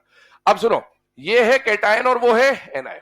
भैया केटायन के पास भी खुद के कुछ ना कुछ इलेक्ट्रॉन डेंसिटी तो होगी, और एनायन के पास भी खुद की कुछ ना कुछ इलेक्ट्रॉन डेंसिटी होगी। अभी हमने इनको जो रिप्रेजेंट किया है ना, वो थोड़ा दूर दूर रिप्रेजेंट करा है, लेकिन जब लैटिस बनता है तो ये बिल्कुल चिपके हुए होते हैं ना, बिल्कुल बहुत पास होते हैं। खैर, अपने को समझने के लिए थोड़ा दूर बना दिया अपन ने। बेटा केटायन के ऊपर कैसा चार्ज होगा? पॉजिटिव। एनायन के ऊपर कैसा चार्ज होगा? नेगेटिव। तो होगा क्या, केटायन का क्योंकि साइज छोटा और इसमें पॉजिटिव चार्ज है, हमें इलेक्ट्रॉन अट्रैक्ट करवाने। क्या अट्रैक्ट कराने? इलेक्ट्रॉन। चाहे ये इसके इलेक्ट्रॉन अट्रैक्ट कर ले, चाहे ये इसके इलेक्ट्रॉन अट्रैक्ट कर ले, हमें इलेक्ट्रॉन अट्रैक्ट कराना। मुझे बताइए इलेक्ट्रॉन पे कैसा चार्ज होता है? नेगेटिव। और नेगेटिव चार्ज को अट्रैक्ट करने का काम कौन करेगा? पॉजिटिव। तो मुझे बताओ, केटायन और एनायन में से क्या केटायन की टेंडेंसी ज्यादा है कि वो इलेक्ट्रॉन को अट्रैक्ट कर पाएगा? क्योंकि केटायन पे कौन सा चार्ज होता है? पॉजिटिव। एनायन पे तो खुद ही माइनस है, तो ये दूसरे के इलेक्ट्रॉन अट्रैक्ट करने में इंटरेस्ट नहीं दिखाएगा। तो होता क्या है, पोलराइजेशन एक ऐसा प्रोसेस है जिसमें केटायन जो होता है ना, वो एनायन की इलेक्ट्रॉन डेंसिटी को अपनी तरफ अट्रैक्ट करेगा, क्योंकि केटायन पे है पॉजिटिव चार्ज और इलेक्ट्रॉन पे कौन सा चार्ज है? नेगेटिव। तो the process in which cation attracts the electron density of anion towards itself. इसने अट्रैक्ट कर लिया। मान लीजिए ये इलेक्ट्रॉन डेंसिटी बाहर आ गई। ये बाहर तभी आ सकती है जब इसका साइज छोटा हो और इसका साइज बड़ा। क्यों? क्योंकि अगर, ध्यान सुनना, इसका साइज छोटा है तो इसका जेड इफेक्टिव ज्यादा होगा, और अगर इसका साइज बड़ा है तो इसका जेड इफेक्टिव कम होगा। और आपको डायग्राम से भी दिख रहा होगा ये बात कि भाई इसका साइज छोटा तो इसके न्यूक्लियस और आउटर मोस्ट शेल पास होंगे, और इसका न्यूक्लियस और आउटर मोस्ट शेल दूर होंगे। तो बेटा इसका इसके इलेक्ट्रॉन पे जो अट्रैक्शन लग रहा हो ना, उसके मुकाबले इसका अट्रैक्शन, ये यहां चिपका के सोचिएगा, इसका अट्रैक्शन उन इलेक्ट्रॉन पे ज्यादा लगेगा। तो केटायन क्या करेगा? केटायन इलेक्ट्रॉन को, एनायन के इलेक्ट्रॉन को अपनी तरफ खींचेगा। इलेक्ट्रॉन खींच लिया, इलेक्ट्रॉन बाहर आ गए, बाउंड्री से बाहर आ गए, इसकी तरफ अट्रैक्ट होकर यहां तक आ गए। जैसे ही आए इसके दरवाजे पे खटखट करने लग गए, बोले ले बुला तो लिया तुमने, एंट्री दो।